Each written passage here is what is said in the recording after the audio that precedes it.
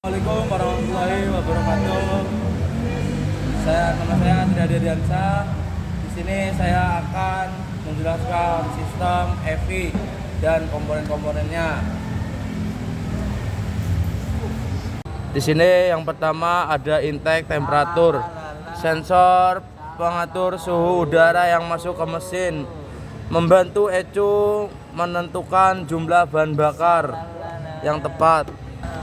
Dan di sini ada selanjutnya throttle position sensor TPS, mengukur throttle katup gas yang mengirim sinyal ke ECU untuk menentukan jumlah bahan bakar yang dibutuhkan.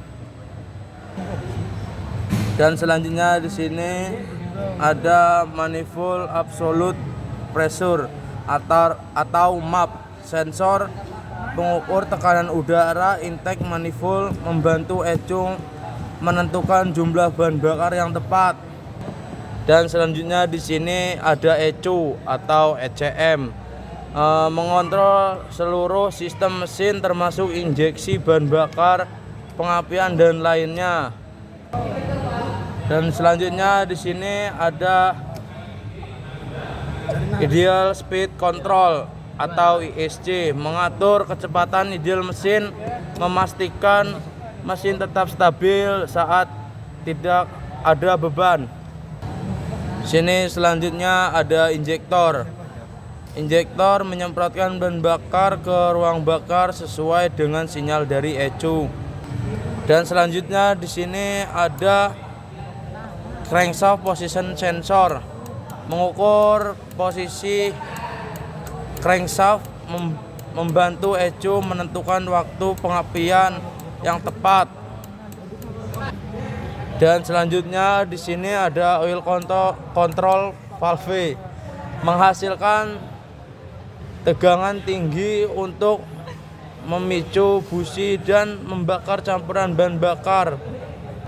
Dan selanjutnya di sini ada ignition coil.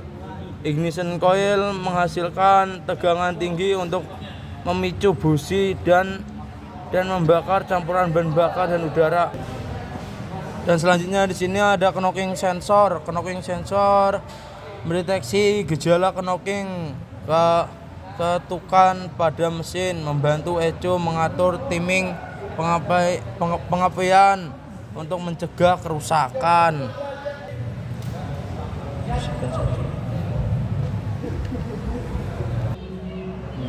Anjir, belum dipen. Selanjutnya di sini ada sensor oksigen. Oksigen mengukur kadar oksigen di gas buang, membantu ECU menentukan rasio bahan bakar udara yang tepat. Dan selanjutnya di sini ada water temperature sensor, mengukur suhu cairan pendingin mesin, membantu ECU menentukan strategi pengapian dan injeksi bahan bakar. Dan selanjutnya di sini ada crankshaft position sensor, mengukur posisi crankshaft, membantu ECU menentukan waktu pengapian dan injeksi bahan bakar yang tepat. Dan selanjutnya di sini ada fan motor. Fan motor menggerakkan kipas pendingin untuk menurunkan suhu mesin dan radiator, membantu menjaga suhu mesin dalam batas normal.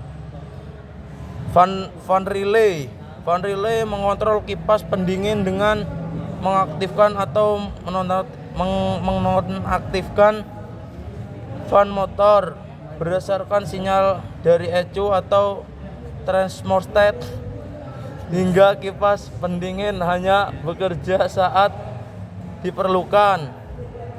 FI relay mengaktifkan atau menonaktifkan sistem FI electronical fuel injector dengan mengontrol aliran listrik ke komponen-komponen FI seperti injektor dan pompa bahan bakar.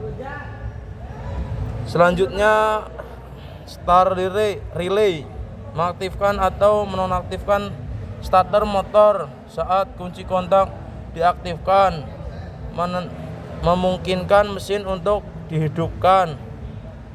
FP relay mengaktifkan atau menonaktifkan pompa bahan bakar, memastikan pompa bahan bakar hanya bekerja saat mesin dihidupkan. Bat fuse melindungi sirkuit listrik dari kerusakan akibat arus listrik yang berlebihan, khususnya pada sirkuit baterai. Star fuse melindungi sirkuit start motor dari kerusakan akibat arus listrik yang berlebihan. FI fuse melindungi sirkuit FI dari kerusakan akibat arus listrik yang berlebihan, memastikan bahwa sistem FI tetap aman dan berfungsi dengan baik. IG fuse melindungi sirkuit pengapian dari kerusakan akibat arus listrik yang berlebihan. DLC data link konektor yang digunakan untuk menghubungkan peralatan agnostik ke sistem komputer mesin, memungkinkan teknis untuk membaca kode kesalahan dan melakukan diagnosa pada sistem mesin. Dan segitu saja dari saya. Assalamualaikum warahmatullahi wabarakatuh.